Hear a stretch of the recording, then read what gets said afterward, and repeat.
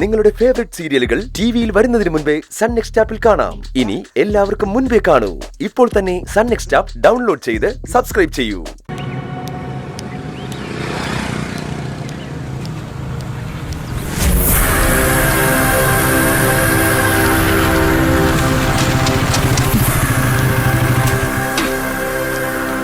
അത്ഭുതമാണല്ലോ.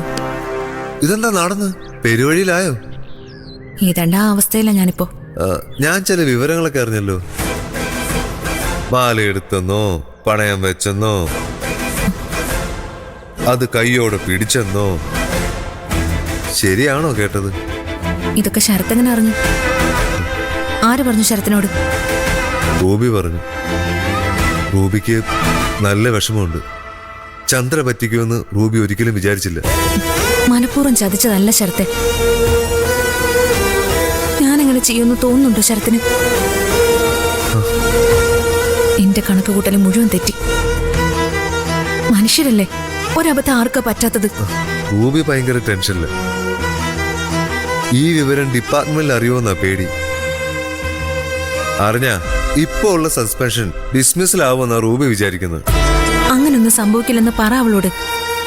ആ മാല ഞാൻ എടുത്തു കൊടുത്തു കഴിഞ്ഞു. ഇനി അതുമായിട്ട് ബന്ധപ്പെട്ട് ഒരു പ്രശ്നവും ഉണ്ടാവില്ല. എന്തോ റൂബിക്ക് അങ്ങോട്ട് വിശ്വാസം വരുന്നില്ല. എന്നെ വിളിച്ച് കരയായിരുന്നു പാവം. കരയേ? റൂബിയോ? അത്രയ്ക്കുള്ള ശക്തിയുള്ളൂ അവളുടെ മനസ്സിന്? മനുഷ്യര് പലതരത്തിലല്ലേ ചന്ദ്രേ. കരുത്തരെന്ന് തോന്നുന്ന പലരും ഒരു പ്രശ്നം വരുമ്പോ ദുർബലരാവാറാ പതിവ്.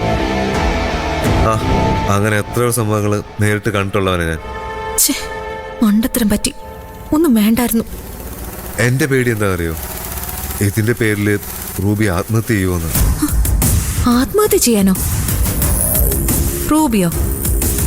ഒരിക്കലും ഇല്ല. ഒരു തീരുമാനത്തിൽ എത്താൻ വരട്ടെ. വല്ലാത്ത നിരാശയും പേടിയുണ്ടായിരുന്നു റൂബിയുടെ ശബ്ദത്തില്. ഒന്നാമതേ സസ്പെൻഷനില്, അതിനിടയിലാണ് ഈ വിഷയം. റൂബി ഏറ്റവും കൂടുതൽ വേദനിപ്പിച്ചത് ചന്ദ്രയുടെ പെരുമാറ്റം. ചന്ദ്ര ഒരിക്കലും ഇങ്ങനൊരു ചതി ചെയ്യുമെന്ന് റൂബി വിചാരിച്ചില്ല. അതിന് ഞാൻ അവളോട് മാപ്പ് പറയാൻ തയ്യാറാ. വേണമെങ്കിൽ കാല് പിടിക്കാം. അതിനൊക്കെ ആള് ജീവനോടെ ഉണ്ടാവുമാവും.